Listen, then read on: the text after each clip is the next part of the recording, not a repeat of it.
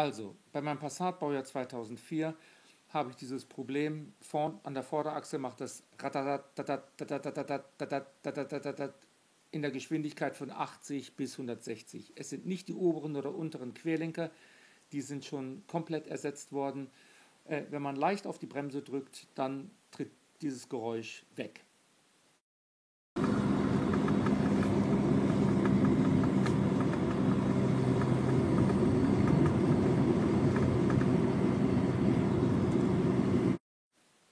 Eine Hebebühne habe ich nicht, sondern bin ein Vorhof- und Garagenbastler, löse das Rad, setze den Wagenheber an, eingekerbtes Holz darunter, um den Falz zu schonen, pumpe den Wagen hoch, um dann einen Unterstellbock mit dabei zu stellen, auch ein Holz drunter, dass das Fahrzeug wirklich sicher steht und mir nicht abrutschen kann.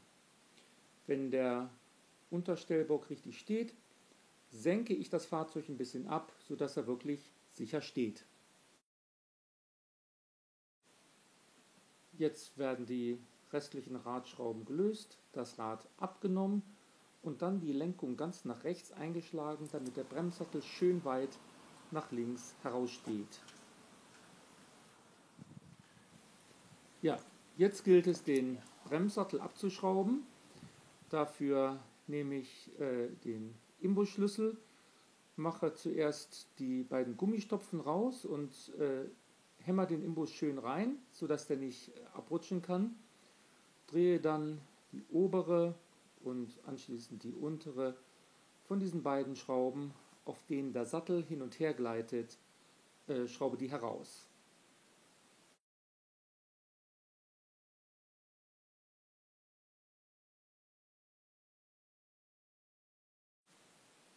Jetzt wird die vordere Feder ausgehängt. Man kann das mit einer Zange tun. Ich mache es mit einem Schraubenzieher. Einfach raushebeln. Die Bremsbelag-Verschleißanzeige ist mit einem Kabelbinder festgemacht. Den schneide ich durch. Man sieht auch hier, dass es schon mal mit einem Kabelbinder befestigt worden ist. Der wird auch entfernt. Das sitzt ein bisschen fest zusammen. Deswegen schlage ich da mit einem Schraubenzieher drauf und so löst sich diese Verschleißanzeige. Jetzt befestige ich oben an der Spurstange einen Draht, wo dann der Bremssattel eingehängt wird. Einfach, dass der nicht an dem Bremsschlauch und an den Kabeln dranhängt, sondern von diesem Draht entlastet wird. Und das genau ist das Klappern. Dieser Belag, der hat Spiel. Und das ist das Problem. Hier sieht man es ganz deutlich. Hier. Da ist ein Spiel von bis zu 5 mm an dieser Stelle. So, das bedeutet, da ist der Sattelträger ausgeschlagen. Und dieses Geräusch, das ist das Geräusch, was wir wegkriegen wollen.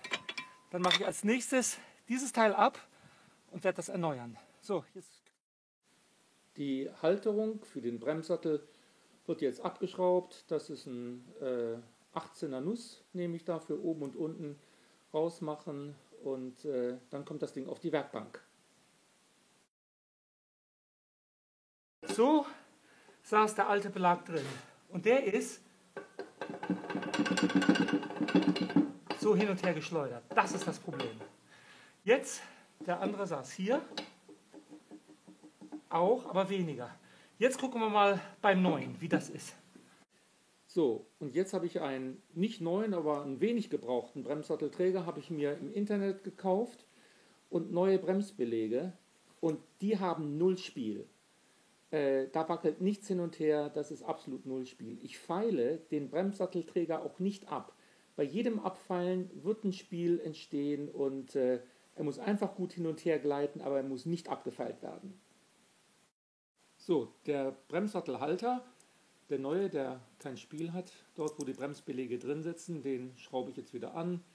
18er Nuss wird angesetzt, oben und unten, der Bremssattelhalter wird festgezogen.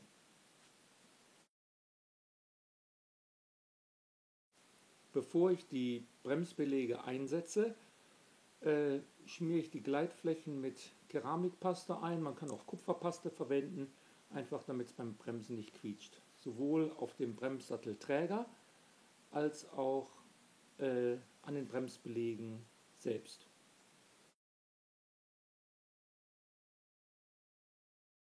Beim Kaufen der Bremsbeläge ist es wichtig, dass man nicht die allerbilligsten nimmt. Die allerbilligsten haben nämlich keine Klebefläche hinten auf dem Bremsbelag drauf. Der ist wichtig, weil da nachher der Bremssattel eingreift. Und jetzt muss der Bremskolben zurückgedrückt werden. Dafür gibt es ein Spezialwerkzeug. Kann man sich auch im Internet kaufen. Für alle möglichen Marken passt der. Das ist eine feine Sache. Kolben schön zurückdrücken, aufpassen, dass die Bremsflüssigkeit nicht oben aus dem Bremsflüssigkeitsbehälter austritt.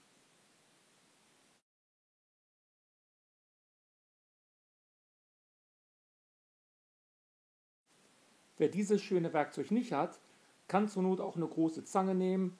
Ich weiß, alle Profis werden mich jetzt steinigen, aber ich habe schon 100-mal gemacht.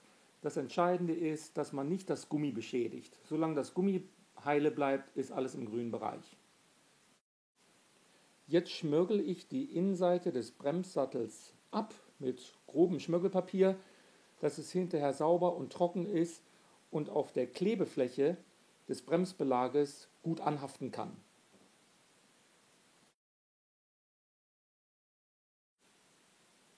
Den inneren Bremsbelag streiche ich jetzt auch an den Gleitflächen mit Keramikpaste ein und setze ihn einfach in den Bremssattelhalter, um zu sehen, dass der auch wirklich kein Spiel hat. Und im Gegensatz zum anderen, der vielleicht 5 mm Spiel hatte, hatte der 0.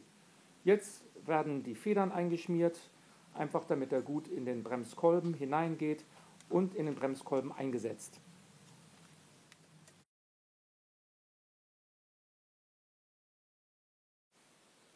So, jetzt wird der Bremssattel auf den Bremssattelträger wieder aufgeschraubt. Dafür mache ich den Entlastungsdraht ab. Jetzt, ganz wichtig, das Papier abziehen, wo die Klebefläche drunter sitzt. Wenn es geht, nicht beschmutzen. Bremssattel aufschieben und dann die Imbusschrauben in den Führungshülsen wieder festschrauben. Ganz wichtig beim Reinschrauben ist, dass die ersten Gewindegänge immer mit der Hand gehen, nicht gleich mit der Ratsche. Einfach, dass man sicher ist, dass die Schrauben richtig gepackt haben. Erst später dann die Ratsche ansetzen.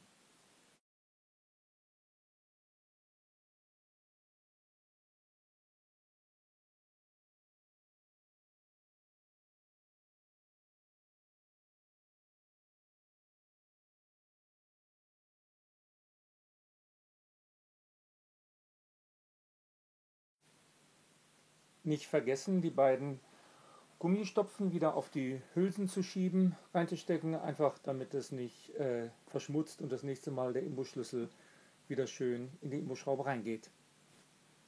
Dann das Kabel von der Bremsverschleißanzeige wieder zusammenstecken, einführen in den Halter, drehen, dann reinstecken und es ist sinnvoll, das mit dem Kabelbinder noch festzumachen, weil die gehen gerne mal auseinander.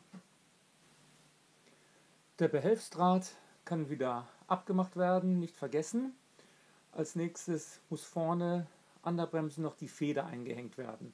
Auch hier benutze ich keine Zange, sondern hänge die einfach ein, hebel die dann mit dem Schraubenzieher nach unten und schlage nochmal drauf, damit die Feder richtig an beiden Stellen schön drin sitzt.